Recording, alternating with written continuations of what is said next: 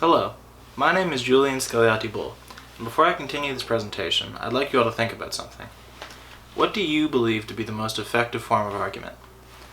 Now, many of you are likely thinking of something relatively structured, something with research, poise, well-explained points. However, I would argue this is not the case. In my personal belief, the most effective form of argument is not argument at all, but is actually the creation and propagation of art. Now, the irony of me presenting this argument in a relatively academic format is not lost on me. I am essentially arguing against my own method of argumentation. Before we go any further, it's important to clarify what I mean when I say the word art. Art can be a lot of things. It's a broad term. Art can be painting, art can be music, it can be poetry, dance, essentially any form of expression that is not mainly designed for education or to be consumed academically. The power of art to make an argument and influence society has only become greater since the advent of technology, particularly social media. These days, an individual can create something and share it worldwide within an afternoon. This kind of instantly shareable art can be incredibly effective for three main reasons. Firstly, art allows its creator to create an emotional connection to those receiving it. It is also incredibly effective at not speaking down to people and making them feel like they're being engaged on their own level. And lastly, it is incredibly universal and can be appreciated by a wide range of people. One particularly effective example of this kind of art as argument being used in recent history is the 2016 presidential campaign, particularly the Trump campaign. Through the use of slogans, social media personalities, and general bluster, the Trump campaign sought to make an emotional connection with its audience as opposed to presenting factual arguments.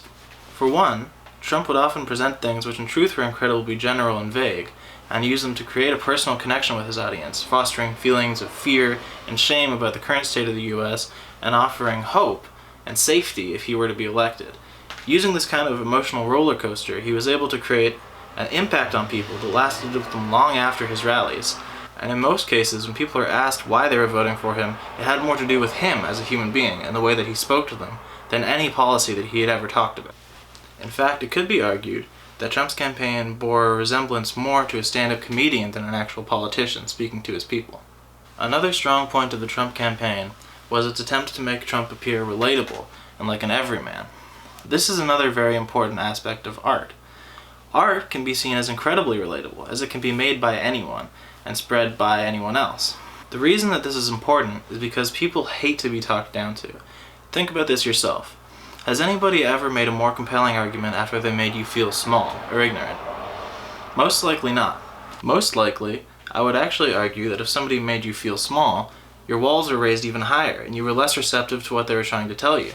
In fact, in a study done by the University of Syracuse, it was found that student leaders and student teachers, found to be more relatable by students, helped their students achieve higher grades because those students were more receptive to what they were being taught. The fact that art can be created by anyone and consumed by anybody makes it an incredibly reliable tool for communication. On the subject of communication, another great tool of art is its ability to be universal and appreciated by everybody.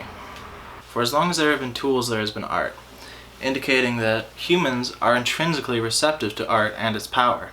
No matter what our personal differences or situations may be, if you have a beating heart, it is likely that you'll be touched by some form of art, no matter what it is. With this in mind, it's hard to think of any form of expression that could possibly be more effective, especially when you take into mind forms such as painting or music, which don't even necessarily require language to be understood. In closing, if you take nothing else from this video, please let it be this. We as a people are often unaware of how much the art that we consume shapes us and our beliefs.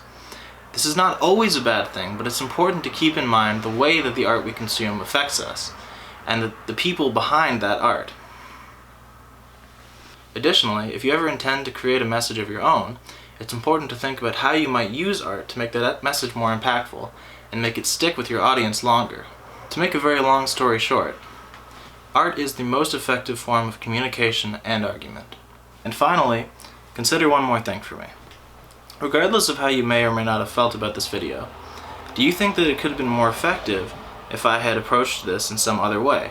For example, if I had performed a catchy song or told you an interesting story with characters that you related to.